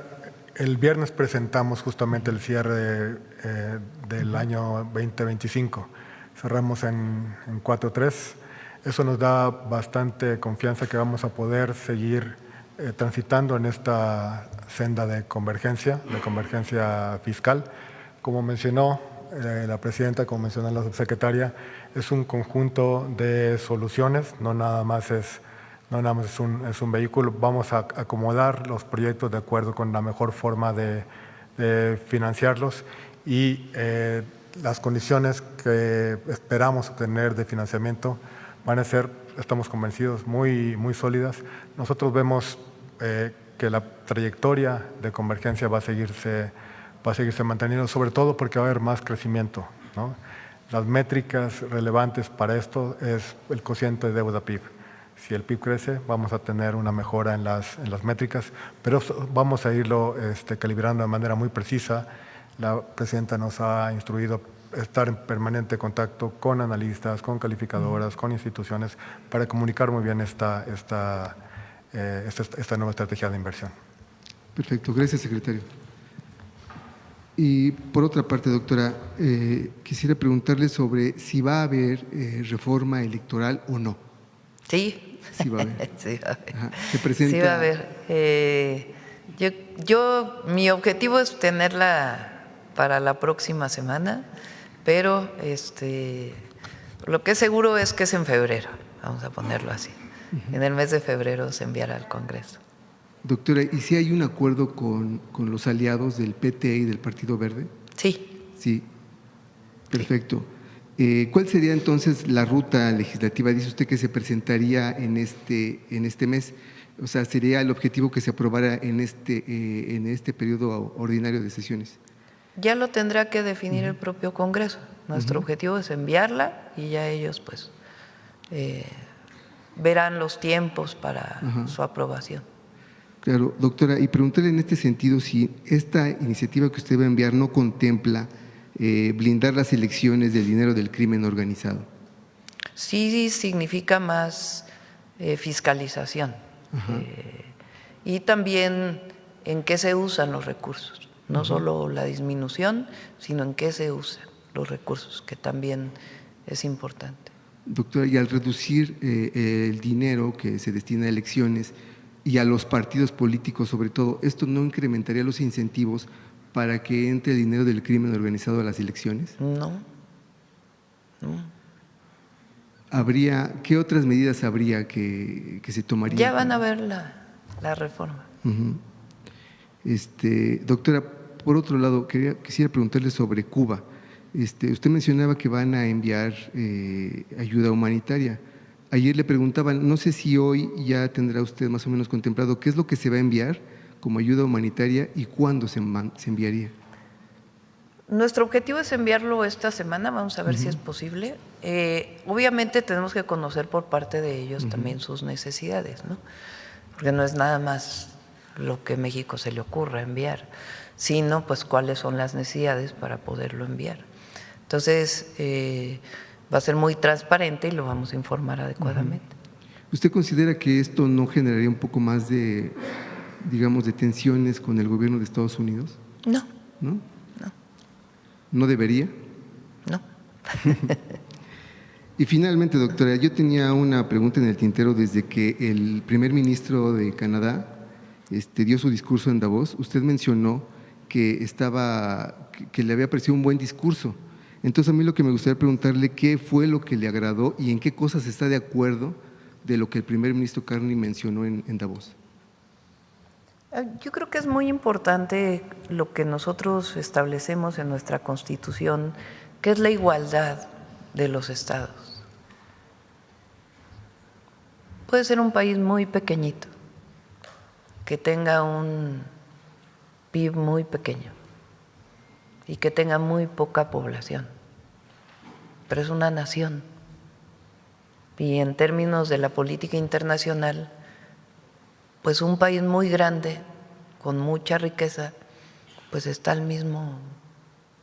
En términos de la política internacional, eso se llama el multilateralismo. Los estados son iguales, las naciones son iguales, votan igual. Claro, en el Consejo de Seguridad hay quien tiene veto, pero eso es importante recuperarlo. Lo que significa la soberanía de las naciones y la igualdad de las naciones y los estados del mundo. Creo que eso se tocó en el tema para no entrar en mucha polémica. Claro. A mí me gustaría preguntar en específico de una frase que él menciona acerca de, él dice que es un nuevo orden, ¿no? que más bien está basado en la ruptura y no en una transición. Y dice una frase, si no estamos en la mesa de negociaciones, seremos el plato principal. ¿Qué piensa usted de eso? En lo que me referí, para no entrar a más debate. Yo creo que en la relación de México, en particular, con todos los países del mundo, nuestro objetivo es igualdad y defensa de las soberanías. En nuestra relación con Estados Unidos lo que hemos pedido siempre es respeto a nuestra soberanía, a nuestro territorio, a la manera en que los mexicanos y mexicanas hemos decidido gobernarnos. Y por más tensión que haya habido, ha habido respeto. Entonces, eso es lo que queremos mantener, respeto entre las naciones. Gracias, doctora. Vamos. A ver, Nancy, que anda por aquí. Gracias, presidenta. Buenos días. Todavía hay tiempo. Buenos días a todas y a todos. Nancy Flores, de la revista Contralínea. Presidenta, hace unas semanas le consulté sobre los fideicomisos que tiene todavía el gobierno federal y a propósito de estos informes que presenta la Secretaría de Hacienda al Congreso de la Unión cada trimestre, ya se presentó el del cuarto trimestre de 2025 y al cierre del año pasado se informa que hay registrados 155 fondos y fideicomisos con un saldo de 610,000 millones de pesos. 25 de ellos concentran el 92.8%, es decir, 566,000 millones de pesos. En aquella ocasión usted me indicó que se revisaría, pero también que hay algunos que son muy importantes y en efecto hay muchos de estabilización, pero también hay otros como el Fondo de Participación de Riesgos 11,480 de Nacional Financiera, que se utiliza para compartir el riesgo con la banca privada que da créditos a empresas privadas. Es decir, si alguna empresa o compañía privada no paga esos créditos, el pueblo rescata a esas empresas, es decir, se paga ese crédito con ese recurso. Preguntar si la Secretaría de Hacienda tiene un avance de esa revisión, si se va a tomar en cuenta pues la extinción de algunos de ellos o si se va a dar algún informe.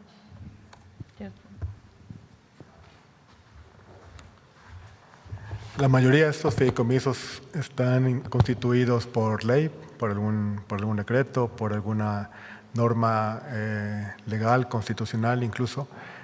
Por ejemplo, de los que mencionas en Nacional Financiera, el más grande es el Fondo de Estabilización de los Ingresos Presupuestales, el FEIP, que cerró el ejercicio con 127,000 millones de pesos. Entonces es uno de los más grandes. Acuérdate, es el fondo que sirve para que en caso de que los ingresos queden por debajo de la ley de ingresos, no haya una afectación en el presupuesto. Ese es probablemente el más grande de todos, pero con mucho gusto, Presidenta, si nos permite, le pasamos un reporte de toda la relación. La parte de capital de riesgo de Nafinsa, desde el sexenio anterior del presidente López Obrador, antes se usaba para las grandes empresas, como si los grandes empresarios necesitaran un apoyo de Nafinsa, pues no. El objetivo es que se use para nuevas empresas. Entonces, por ejemplo, hay un grupo que tiene un nuevo invento que ha sido patentado y que quiere producirlo. Pero siempre hay un riesgo, ¿no? De que a la hora de su desarrollo, pues no necesariamente tenga el impacto que se supone puede tener. Entonces ahí es donde hay capital de riesgo, pero no se está planteando, desde entonces se quitó para las grandes empresas. Es en todo caso un fomento al nuevo empresario, la nueva empresaria que tiene un nuevo desarrollo y que se comparte el riesgo para pues garantizar de alguna manera que haya tasas adecuadas de los préstamos que se dan, ¿no? Entonces, está en ese marco, no está en ningún marco de apoyo a los grandes empresarios. Sí, nada más a ver si se iba a revisar, si algunos de ellos podrían extinguirse. Sí se están revisando desde que nos preguntaste. La mayoría están en la condición en la que dice Edgar, pero de todas maneras se están revisando todos para ver si todavía hay recursos ahí que puedan ser utilizados para el desarrollo y que no estén guardados para algún privilegio, que era lo que antes ocurría. Presidenta, también aprovechando que está el Gabinete de Hacienda, pues preguntar cómo va este tema de la revisión de las empresas factureras. Sabemos que es un tema que le ha importado mucho a su administración, pues ir acabando con estos esquemas fraudulentos y también lo del huachicol fiscal, si hay algún avance en ese sentido. No está aquí el SAT, no vino ni ingresos ni el SAT, pero te lo debemos a todos, para una presentación particular de cómo son los mecanismos, tanto de Secretaría de Energía como del SAT, para el tema del huachicol y el SAT y también está trabajando con la Fiscalía General de la República. Presidenta, también se ha dado a conocer, porque así lo hizo el propio presidente Donald Trump, que ha pedido a México pues aplicarse en algunas medidas que son de carácter no arancelario, saber cuáles son esas medidas. Se habla de más de 50, si algunas tienen que ver con el sector hacendario, precisamente cuáles se estarían pues aprobando o tomando en cuenta y cuáles no, y por qué razón. También sabemos que hay algunas de carácter medioambiental, está el tema Calica, por ejemplo, que usted misma lo ha mencionado. Son 54 que lleva pues ya tiempo trabajándose, varios meses, ya prácticamente todos están saldados y hay algunos que no se puede hacer exactamente lo que ellos dicen. Por ejemplo, el tema de que ellos decían se están poniendo barreras al sector eléctrico. Entonces decíamos, bueno, pues no. Sencillamente, pues hay una nueva constitución, hay una nueva ley que establece 54-46, hay 46% de oportunidad para inversión del privado. Está el tema en efecto de Vulcan, se llama, que es el área donde tenía una mina explotación, que el presidente López, que se excedieron en el impacto ambiental que tenían, se explotó de más, se declaró área natural protegida, ellos tienen una controversia relacionada con el tratado y se está buscando algún mecanismo, si hay una solución, que pudieran explotar en otro lugar que no sea área natural, con todos los criterios ambientales establecidos, que esa zona que finalmente es de su propiedad se pueda dedicar a otros temas, un puerto que ellos tienen que pueda tener otros usos. Entonces está en ese trabajo, todavía no hay un acuerdo en esa perspectiva. Hay otros temas que tendrían que ver con… ¿qué otros temas hay ahí en los 54? Que los…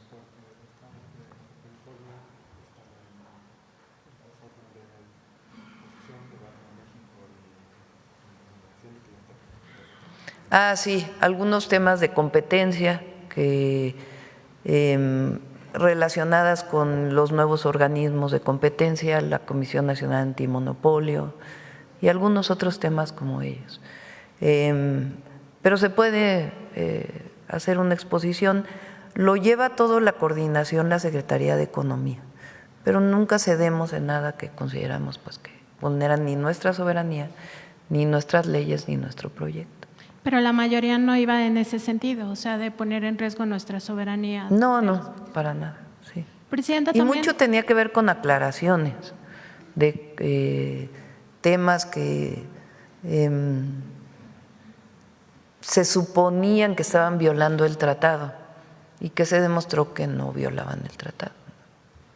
Presidenta, también el día de ayer pues hizo una exposición amplia de estas carencias que vive San Quintín, bueno, los jornaleros y las jornaleras que viven en San Quintín, y también de lo que significará el plan de justicia, este plan integral de justicia. Preguntarle si antes de que se instale este centro de justicia laboral se va a revisar con puntualidad el tema y sobre todo a sancionar a las empresas que violan los derechos laborales, entre otras cosas, pues decía usted ayer que algunos de estos jornaleros y jornaleras o la mayoría, pues ni siquiera se les paga un salario mínimo, muchos de ellos o la mayoría trabajan unas jornadas extenuantes de más de 10 horas sin pago de horas extra, por supuesto, y ni siquiera alcanzan este tope del salario mínimo. Evidentemente esto estaría violando también derechos humanos, el derecho humano a un trabajo digno. Preguntarle si va a haber sanciones para las empresas que incurran en ello o se esperarán hasta que esté el Centro de Justicia Laboral. Tiene que haber inspecciones. Muchas de las inspecciones laborales se delegan a los estados de la República y en este caso pues estamos poniéndonos de acuerdo con el gobierno del estado de Baja California y la Secretaría del Trabajo para hacer inspecciones y garantizar que más allá de la sanción, que en todo caso debe existir, pues lo que necesitamos es la garantía de que en efecto no son estas jornadas extenuantes y se pague adecuadamente. ¿bajo qué criterio le dan, digamos, la vuelta de que se trabaja lo que se llama destajo, que la verdad es una muy mala manera de describirlo, que es que te pago por el trabajo que realizas a partir de la colecta de fresas o de frambuesas o de cerezas que se haga, o de pepino o de jitomate. Entonces, te pago por caja. Entonces, no te estoy contratando directamente, sino que te pago por caja. Pues el problema es cuánto pagan por caja y lo que tienen que cargar, porque recogen, cargan la caja y lo llevan a ciertos lugares. Entonces, tenemos que garantizar pues que esa manera de explotación, porque en realidad es eso, pues no siga subsistiendo y que haya un trabajo digno vinculado con el trabajo agrícola. Entonces, para eso es el Centro de Justicia, pero van a iniciar inspecciones. Y también este formato que estamos haciendo, que ya tiene que venir un cambio en la Ley de Comercio Exterior para que ahí se ponga laboral y ambiental, esas dos palabras, y a partir de ahí, entonces, un certificado laboral de exportación. Entonces, ¿vas a exportar tantos aguacates? Bueno, pues tanta caja de aguacates equivaldría a tantas jornadas. Esas jornadas, pues tienes que demostrar que contrataste a los trabajadores y tienen seguridad social, tienen seguro social. Entonces, eso no existe actualmente. Entonces, eso va a estar incorporado en la agricultura de exportación, la garantía de que en efecto se están respetando los derechos laborales. Entonces, eso se cambia la ley, ya viene, incluso ya se habló con los empresarios para que estén de acuerdo en ello, que no vengan amparos o algo así, sino que haya acuerdo y que a partir de ahí pues ya venga la revisión en la exportación de la garantía de que están cumpliendo con la justicia laboral a los trabajadores. Presidenta, ya por último preguntarle sobre el tema Cuba, saber si hubo alguna respuesta del gobierno de Estados Unidos para el tema de las ayudas humanitarias que tienen que ver con envío de petróleo, si hay alguna fecha tentativa para reanudar este envío de petróleo por la vía de ayuda humanitaria, porque finalmente pues el pueblo cubano está sufriendo bastante. Algo que es importante que ustedes sepan es que Cuba tiene comercio con muchos países. No es porque la oposición ha querido, ahora ¿no? México es el único país. No, España tiene inversiones, tiene comercio. Muchos países tienen comercio con la isla. O sea, no. Ahora, ¿qué pasó? Estados Unidos publicó que va a poner aranceles al país que envíe petróleo, de manera directa o indirecta. Entonces decimos, bueno, en particular en el caso del petróleo, que además había un contrato, porque no solo, que representa menos del 1% de la producción de petróleo de México, porque todo hay que ponerlo en contexto. Pero en el caso del petróleo, que sí lo necesita la isla, pues estamos viendo los alcances de ello y estamos usando todas las vías diplomáticas. Aún no hay un acuerdo en este sentido. Pero buscamos pues que haya sensibilidad, sobre todo pues por el apoyo al pueblo cubano. Gracias, Presidenta. Gracias. Bueno, vamos a… ¿Quién más? 2% de aumento en la inversión del PIB. A ver del tema la compañera de Baja California. Presidenta, buenos días. Tere Mora Guillén, corresponsal del Canal de las Noticias que se transmite en el estado de Chihuahua y en Juárez y en los municipios fronterizos de Mexicali y Tijuana. Tijuana también. Entonces, también. Todo bien. Presidenta, a mí me gustaría preguntarle, para el desarrollo con bienestar, ¿se actualizará la normatividad? ¿En qué sentido? Es una ley que le da un marco legal a todos estos esquemas de financiamiento y un marco legal al Consejo de Planeación. Eso es lo que estamos enviando. Y eso se toma en cuenta también para las inversiones con sustentabilidad. Sí, por supuesto, aparte de los impactos ambientales que ya existen en la Ley General del Equilibrio Ecológico. Muchas gracias, Presidenta. Y también le quiero comentar, el presidente de Estados Unidos, Donald Trump, conmemoró el 178 aniversario del fin de la intervención estadounidense en México. El mandatario aseguró que su gobierno defiende la frontera sur contra invasiones, detiene el flujo de drogas y migrantes y persigue lo que describió como redes narcoterroristas en todo el hemisferio occidental. ¿Cuál es su opinión al respecto?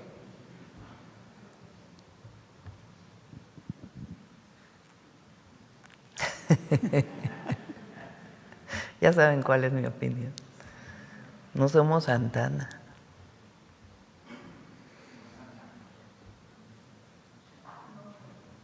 Sí. Hay que defender la soberanía siempre.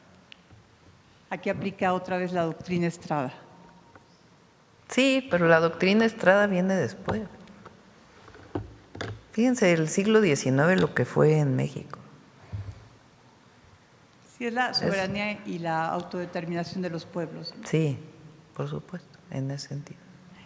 Presidenta, con todo esto de que el gas viene de Texas, ¿habrá incremento del producto o escasez? ¿Cómo? Que si con todo, con el gas que viene de Texas, no. ¿Habrá escasez o se incrementará el costo del gas? No, bueno, sí hay un incremento por las heladas. Muy importante, y es parte de lo que tenemos que plantear con todas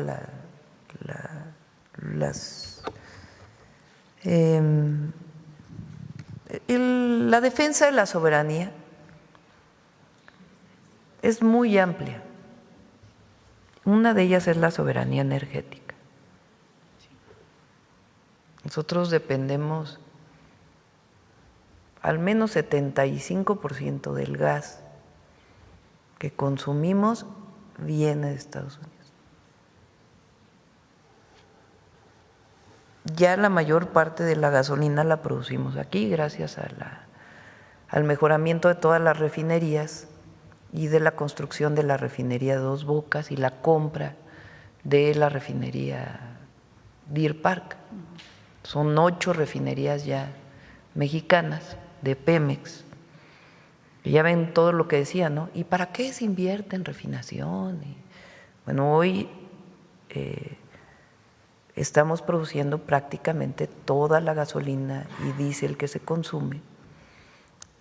Y además es de buena calidad, es de bajo contenido de azufre, porque ya tiene las coquizadoras. Falta una parte de la de Tula, pero ya poco, y una parte de la de Salina Cruz. Pero el esfuerzo que se hizo en el gobierno del presidente López Obrador para garantizar la soberanía energética es muy importante. México tiene que avanzar también en el tema del gas y las fuentes renovables de energía que nos permiten que se produzca aquí lo que se consume aquí, por lo menos en un porcentaje mayor que el que tenemos ahora. Eso es fundamental y ese es parte de lo que vamos a presentar este mes, muy importante, siempre buscando una producción sustentable, siempre buscando una producción sustentable. Entonces, en el marco de tu otra pregunta y de esta, sí, la soberanía tiene que ver con el artículo 39. A ver, pon el artículo 39 constitucional. Eso viene desde los sentimientos de la nación de Morelos. La soberanía reside en el pueblo y solo en el pueblo. La soberanía nacional reside esencial y originalmente en el pueblo. Todo poder público dimana del pueblo, ahora ya hasta el poder judicial, y se instituye para beneficio de este. No todos los países tienen esto en su constitución. El pueblo tiene en todo tiempo el inalienable derecho de alterar o modificar la forma de su gobierno. El pueblo.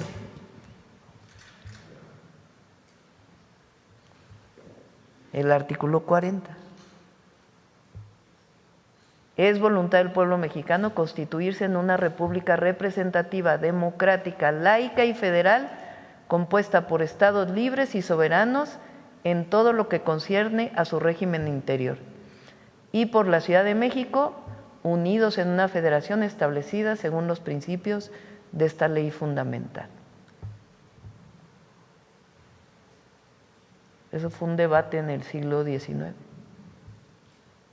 Somos una república representativa, con estados libres y soberanos, una federación. Y luego le agregamos lo de abajo, en el 2025. El pueblo de México bajo ninguna circunstancia aceptará intervenciones, intromisiones o cualquier otro acto desde el extranjero que sea lesivo de su integridad, independencia y soberanía de la nación, tales como golpes de Estado, injerencias en elecciones o la violación del territorio mexicano, sea hasta por tierra, agua, mar o espacio aéreo. Así está definida la soberanía. Ahora, si nos vamos al 28, vete al 28.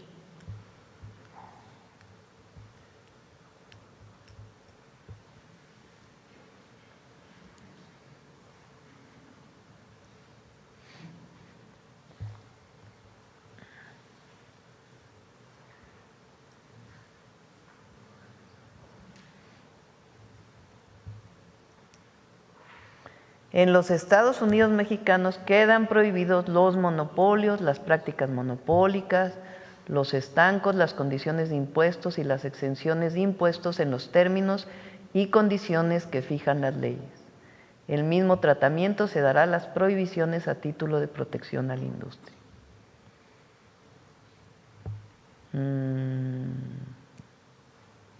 No constituirán monopolios las funciones que el Estado ejerza de manera exclusiva en las siguientes áreas estratégicas: correos, telégrafos, radiotelegrafía, minerales radioactivos, litio y generación de energía nuclear, el servicio de Internet que provee el Estado, la planeación y el control del sistema eléctrico nacional, cuyos objetivos serán preservar la seguridad y autosuficiencia energética de la nación y proveer al pueblo de la electricidad al menor precio posible, evitando el lucro para garantizar la seguridad nacional y soberanía a través de la empresa pública del Estado que se establezca, así como el servicio público de transmisión y distribución de energía eléctrica, y la exploración y extracción del petróleo y de los demás hidrocarburos, en los términos de los párrafos 6º y 7º del artículo 27 de esta Constitución, respectivamente, así como las actividades que realicen las empresas públicas del Estado y las que expresamente señalen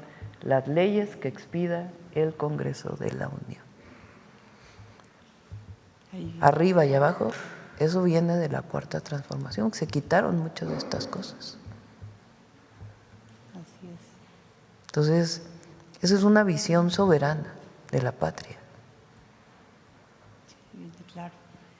Presidenta, muchas gracias. Y por último, le preguntaría en estos pagos que se han hecho Estados Unidos por concepto del Tratado de Aguas, el abasto de agua potable en la ciudad de Monterrey se está poniendo en riesgo. Funcionarios de Conagua han solicitado desfogar 100 millones de metros cúbicos de la presa Marte R. Gómez, conocida como El Azúcar, que se ubica en la cuenca del río San Juan, y el envío se concretará en los próximos días. ¿Qué acciones paralelas lleva a cabo la Secretaría de Agricultura con los campesinos y Conagua con los gobiernos de Tamaulipas y Nuevo León? Nuevo León no tiene problema. En todo caso es Tamaulipas y estamos trabajando en varios temas con Tamaulipas. No se ha puesto en riesgo a nadie, pero en particular quien puede llegar a tener problemas, que de por sí ya los tiene, es Tamaulipas. Ahí no quiero adelantar algunas acciones que vamos a desarrollar porque tienen que hablarse bien con todos, con los gobiernos de los estados, pero sí estamos trabajando en varios temas. Y entre otros, uno muy importante es la tecnificación del riego agrícola, porque con menos agua se siembra la misma cantidad de tierra. Entonces, todo es una inversión histórica en riego agrícola que estamos haciendo. Esto se va a dar a conocer más adelante. En lo del riego agrícola ya lo dimos a conocer. Otra parte importante para Tamaulipas, en poco tiempo espero ya que lo podamos anunciar, además de la inversión multimillonaria ahí que anunciamos para Tamaulipas en carreteras, en agua y en otras acciones. Muy bien, muchas gracias. Ya, vámonos, 9:27. Humanismo Mexicano viene hoy, porque ayer no lo presentamos por ser el… ¿Ya se subieron todos al tren? ¿Por qué no se subió Sonora al tren?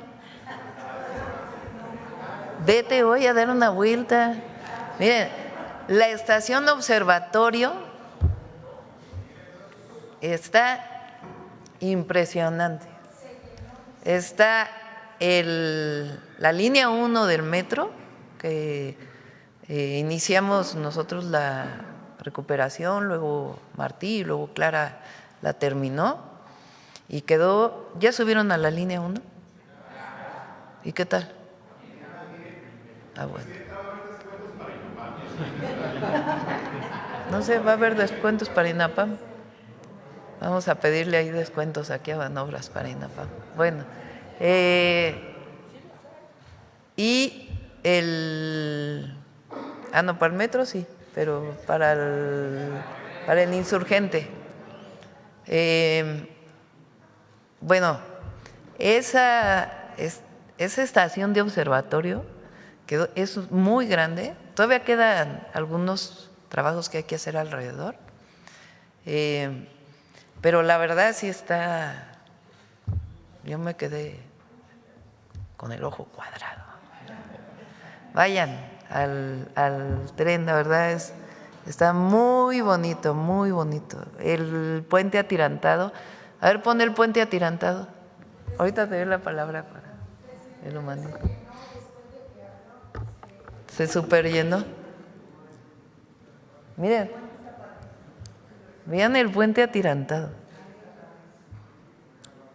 Y ahí a un lado está la cuarta sección del bosque, que tiene la Cineteca, la Bodega Nacional, la Escuela de Artes, el cablebús que llega, la Universidad de la Salud.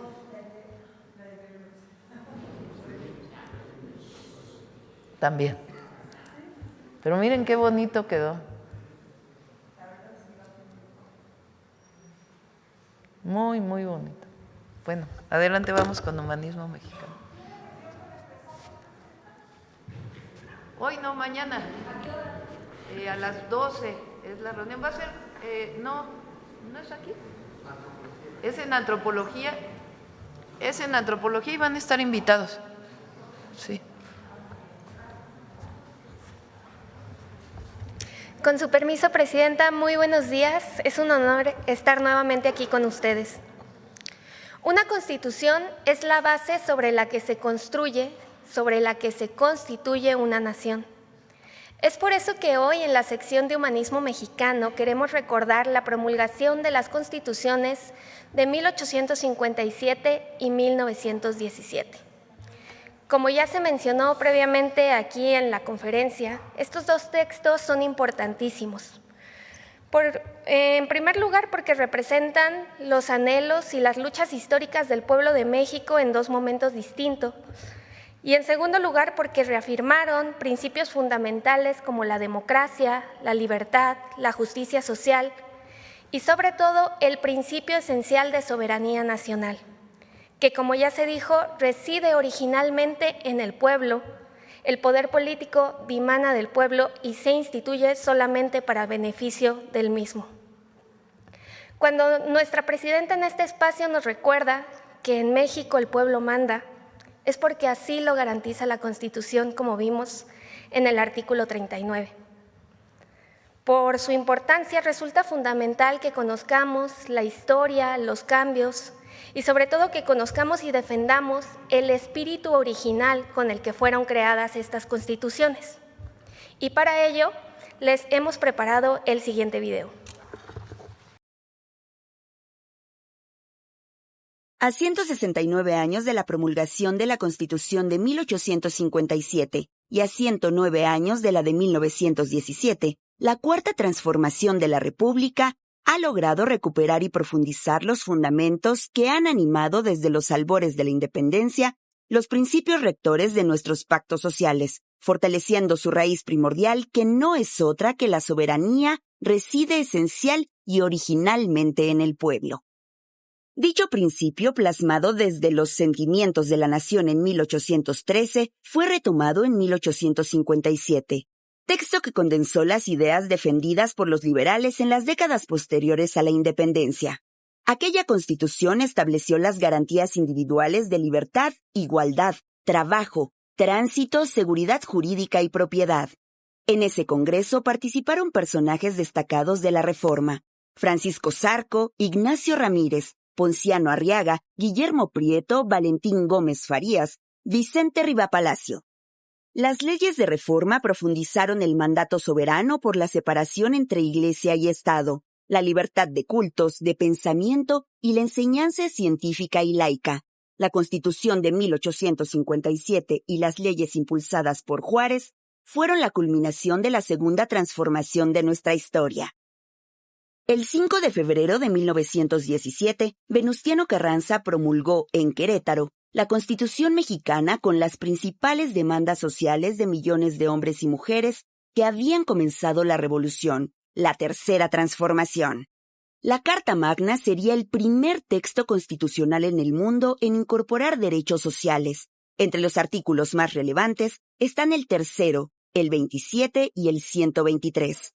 En virtud de estos cambios, se garantizó la educación laica, obligatoria y gratuita, la solución a la cuestión de la tierra en el reparto agrario y el restablecimiento de la soberanía nacional sobre nuestros recursos naturales. Además, las demandas históricas de la clase trabajadora fueron reconocidas: el derecho de huelga y sindicalización, la jornada máxima de trabajo, el salario mínimo, el descanso semanal obligatorio, entre otras. La Constitución de 1917 fue la más avanzada de su época y sentó las bases jurídicas y políticas del México de la primera mitad del siglo XX, conquistas que después serían trastocadas y eliminadas durante el periodo neoliberal. Por el incontrovertible mandato popular de 2018 y 2024, y en concordancia con el humanismo mexicano, la Cuarta Transformación ha separado el poder económico del poder político. Ha restablecido y profundizado los principios rectores de las constituciones de 1857 y 1917 y mantiene el compromiso de garantizar su cumplimiento como premisa básica de la transformación a favor de la felicidad y el bienestar del pueblo de México.